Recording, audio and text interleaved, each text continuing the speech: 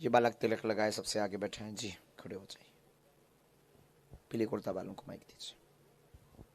गुरुदेव के श्री चरणों में बारंबार दंडवत प्रणाम। आपकी जय हो। कहाँ से हैं? सीताराम। गुरुदेव यही मेहरौनी से हैं। ललितपुर मेहरौनी। हाँ आज्ञा गुरुदेव। करो। गुरुदेव हम आपसे दीक्षा ले चुके हैं, हमें माला के बारे में बताइए, हम किस प्रकार से माला करें कि हमें उसका पूरा फल मिले। और मंगलवार का व्रत भी करते हैं तो मंगलवार का व्रत का पूरा फल मिले उस प्रकार करें। और 11 के व्रत भी करते हैं तो 11 के व्रत के बारे में बताइए। माला हमारे हाथ में नहीं है, हम अभी मुंह धोने प्रसाद पाने गए थे तो माला हमारी वहीं रह गई। माला है, जप माला है, पंडित जी लाए हैं जप माला, जाप की माला है। पूछो जरा, ठीक याद करवाए। ईश्वर है जाप की, ठीक है, कोई भी दे दो अपनी बड़ी माला हो, कोई भी कृपया नहीं दे। हाँ ठीक है, लाओ।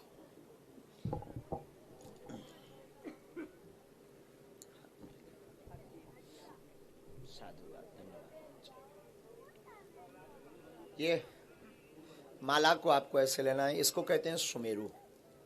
ये है सुमेरु, जो फुदना है ये सुमेरु कहते हैं, इनको मन का कहते हैं। मोती ये जो है ये मन का है, ये सुमेरु।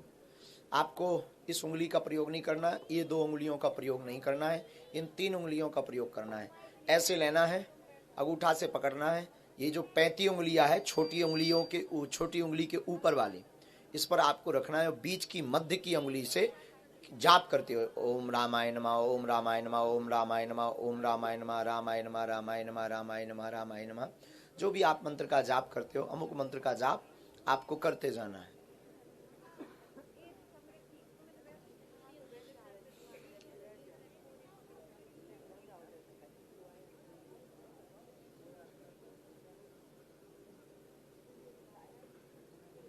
गोमुखी या वस्त्र के अंदर ढककर रखना है, माला कोई देख ना पाए। हमेशा ये जो वक्ष स्थल है इसको कहते हैं छाती, या वक्ष स्थल के नजदीक तक मध्य में रहे। मंत्र का जाप करते रहना है, ध्यान एकाग्रता रखनी है। जैसे ही आप सुमेरु के पास आ जाएं, अगर आप माला पूरी कर रहे हैं तब तो प्रणाम करना है। अगर आप माला पूरी नहीं कर रहे हो और करना चाहते हैं तो आपको ये नाकना नहीं है सुमेरु। ये बहुत ध्यान देने योग्य कि सुमेरु को नाकना नहीं है, उसके बाद में तुरंत ठीक फिर पलटा देना। ये माला का विधान है करने का।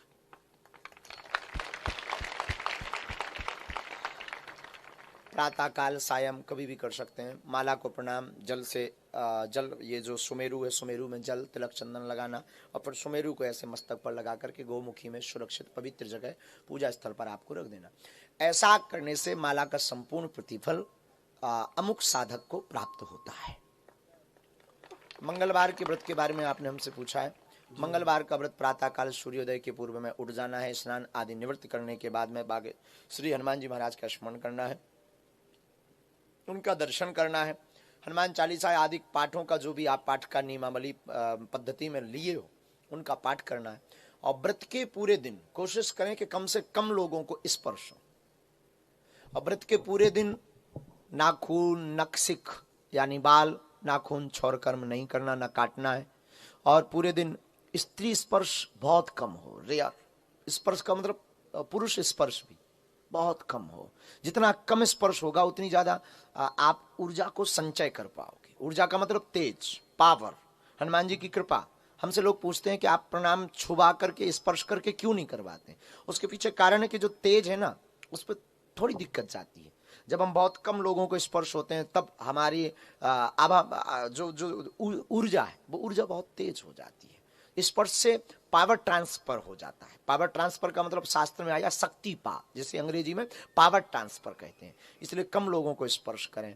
सायंकाल सूर्य अस्त के पहले अपने हाथ से अगर आप भोजन करते हो तो अपने हाथ से बना करके भोजन पवाओ। एक ब्राह्मण को पवाओ, मंदिर के पुजारी को पवाओ, पूजा पाठ, फिर आरती करो, फिर जय जयकार करो हनुमान जी की, सीताराम नाम का कीर्तन गाओ। ऐसा मंगलवार का व्रत करने से संपूर्ण मंगलवार के व्रतों का फल प्राप्त होता है।